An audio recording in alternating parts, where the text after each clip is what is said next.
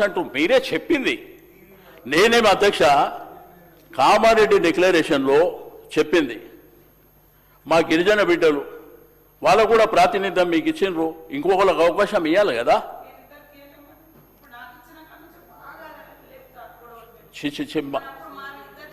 మాకు అభ్యంతరం లేదక్క. నేను అనేది మిమ్మల్ని కానీ అంటే ఇప్పుడు సార్ నేను విమర్శ కాంగ్రెస్ ప్రభుత్వం మీద విమర్శ చేయడానికి నేను కూర్చోలేను. నేను మాట్లాడే ఉద్దేశం అది కాదు, నా ఉద్దేశం కూడా శ్రీధర్ అన్న అది కాదు.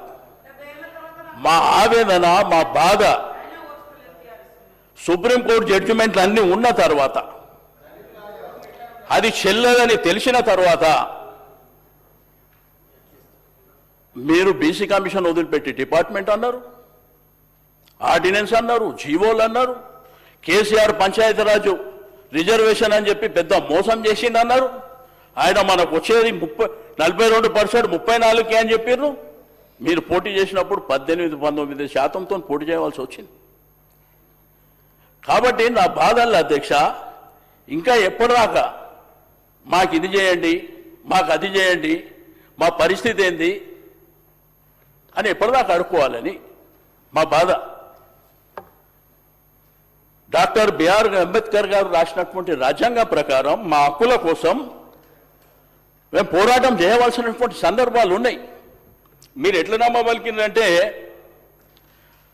బీసీల కోసం పోరాటం చేసే ఆర్ కృష్ణయ్య గారు,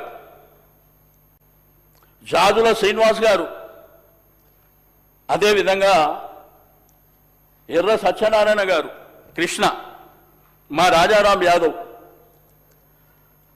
వాళ్ళు కూడా బోల్తా పడిపోయారు అధ్యక్ష. ఇది నిజమే అనుకొని సన్మానం చేయనీకి వేరు 30 ఏళ్ళ నుంచి పోరాటం చేస్తూ. అదే జస్టిస్ ఈశ్వరయ్య గారు, చిరంజీవులు గారు ఇది సచ్చినా జరగదని గంటాపదంగా చెప్పారు. ఆ తర్వాత రియలైజేషన్ జరిగింది. నేను అడుగుతా, సరే అధికారం రాజకీయాలు లేదంటే వాళ్ళు చేయాలని వీళ్ళు చేయాలని మమ్మల్ని యునానిమస్గా ప్రభాకర్ అని చెప్పిండు, మేము ఇట్లా బిల్లు పెడుతున్నాం, మేము సపోర్ట్ చేయాలి, 100% చేస్తామన్నా చేసినాం. కానీ ఆ రోజు ఇది జరగదని చెప్పినాం. కులగణన చేసినామంటే ఈ నిండు శాసనసభలో ముఖ్యమంత్రి గారు 16 లక్షల మందిది చేయలేదని చెప్పి అఫీషియల్గా చెప్పాడు. అవన్నీ ఎట్లా చెల్లుబాటు అవుతాయి? మా రాజకీయ ప్రాధాన్యం ఏది? మాకు ఇస్తా అన్నటువంటి కాంట్రాక్ట్లు ఏవి? మరి మన బిడ్డలకు సంబంధించినటువంటి అధికారం వచ్చిన సంతోషం, కానీ ఒక మేజర్ కమ్యూనిటీలకు సంబంధించినటువంటి ఒకవైపున యాదవులు, కురుమలు, మునూరు కాపులు, గిరిజన బిడ్డలు వాళ్ళ ప్రాతినిధ్యం ఉండాలనేది కదా మేము కోరుకుంటుంది. 2.5 సంవత్సరాలు ఏందాక ఖాళీ పెట్టిర్రు మంత్రి పదవులు. వాళ్ళు ఇస్తే సంతోషపడి మా జనాభా కోసం, మా అణగారిన బిడ్డల కోసం పోరాటం చేస్తారు కదా. డిప్యూటీ సీఎం గారు, ఫైనాన్స్ మినిస్టర్ గారు చెప్తారు, మాది అంకల గారడి కాదు, పేదవాళ్ళ కోసం మేము చేస్తుంది. మరి బడ్జెట్లో మీరు పెట్టింది ఎంత? ఫస్ట్ ఇయర్ పెట్టిర్రు 9,000 కోట్లు, ఖర్చు పెట్టింది 1,932 కోట్లు. మరి దీన్ని ఏమనాలి? బీసీ స్లప్ అని ఎక్కడ పోయింది? కాబట్టి దయచేసి నేను పెద్దలు శ్రీధర్ అన్నకు, మా శ్రీధర్ అన్నకు, ప్రభాకర్ అన్నకు, మా సీతక్కకు చెప్తున్నా, మీరు క్యాబినెట్లో మాట్లాడండి, ముఖ్యమంత్రి గారితో మాట్లాడి మా బిడ్డలు ఎదగాలి. మీరు ఇచ్చిన ఆమె కదా, మేము కొత్తగా అడుగుతుంది ఏం లేదు. ఫైనాన్స్ మినిస్టర్ గారేమో ఇవో ఈ అప్పులకు కట్టాలి, దీనికి కట్టాలి, దీనికి కట్టాలి, మా దగ్గర డబ్బులు లేవు అనే విధంగా ఆయన మాట్లాడుతున్నాడు. మరి ఎందుకు పెట్టారు బడ్జెట్లో? 2,000 కోట్లు పెడితే 2,000 కోట్లే పెట్టు. ఎందుకు మమ్మల్ని మోసం చేస్తున్నారు? ఎస్సీ సబ్ ప్లాన్ పెట్టినారు, అది పూర్తి స్థాయిలో ఖర్చు పెడతలేరు. గిరిజనులకు సబ్ ప్లాన్ పెడతామన్నారు. మరి ఎందుకు అంటే అధికారం వచ్చింది, చేయాలి కదా.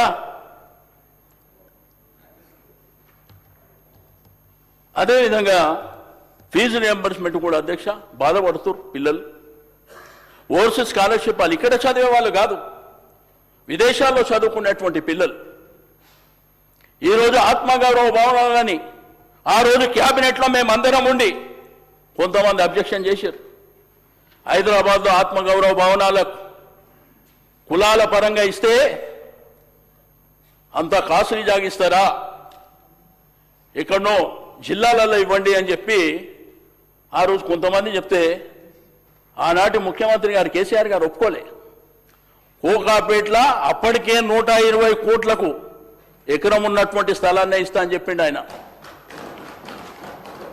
కొంతమంది చెప్పారు ఇవి మన కాస్ట్లీ భూములు ఇండస్ట్రీస్ కోసం లేదంటే ప్రభుత్వాల అవసరాల కోసం వాడుకోవాలంటే నథింగ్ డూయింగ్, ఇక్కడనే ఇస్తాం. ఎందుకంటే తెలంగాణ రాష్ట్రం తెచ్చుకున్నమే అందుకని చెప్పారు వారు ఒక ప్రయత్నం చేశారు. పూర్తి స్థాయిలో అన్ని జరిగినాయి నేను చెప్పాను. ఓ ప్రయత్నం చేశారు బీసీలు ఎదగాలని.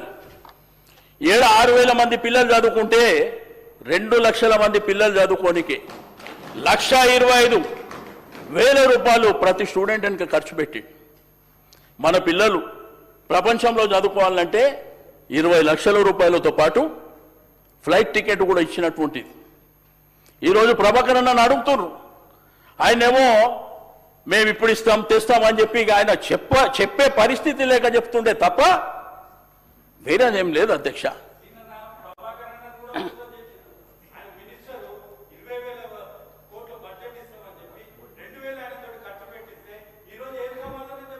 ఏం చేస్తాం చెప్పి ఇప్పుడు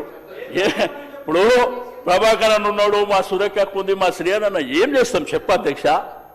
మాకు ఇంకా ఒక భయం, గ్రామాలలో భయపడేటువంటి పరిస్థితులు ఇంకా ఉన్నాయి మాకేందంటే ఆ వాతావరణం ఆ రాజకీయాలలో ఎదగాలంటే ఎన్ని దక్కి ముక్కీలు తిని ఒక స్థాయికి వచ్చినాము, మళ్ళా తొక్కేసారేమో అనేటువంటి భయం. కానీ నేను ఒకటి మాత్రం నిండు శాసనసభలో చెప్తున్నా, ఈ ప్రపంచంలో అనేకమైనటువంటి సార్ గౌరవనీయులు సీనియర్లు సార్ అనేక సభలు చూసిండ్రు. బలహీన వర్గాలకు సంబంధించిన అంశంలో రాహుల్ గాంధీ గారు ఇంతకుముందే మా సహచరులు శ్రీహరి గారు చెప్పడం జరిగింది అధ్యక్ష. చరిత్రలో తప్పిదాలు జరుగుతాయి, దాన్ని సవరణ చేసుకోవాల్సిన బాధ్యత కూడా మా పైన ఉందని విశాలమైన హృదయంతో రాహుల్ గాంధీ గారు చరిత్రలో నిజంగానే చెప్తా ఉన్నాం సార్, ఏ నాయకుడు కూడా వెనుకకు పోయి చెప్పాడు, చరిత్రలో తప్పు జరిగింది దాన్ని సవరణ చేస్తామని ముందుకొచ్చిన మహానాయకుడు సార్ రాహుల్ గాంధీ గారు. బలహీన వర్గాల పక్షాన నిలబడ్డ వ్యక్తి, జాతీయ స్థాయిలో ఆ స్థాయిలో ఉండి బలహీన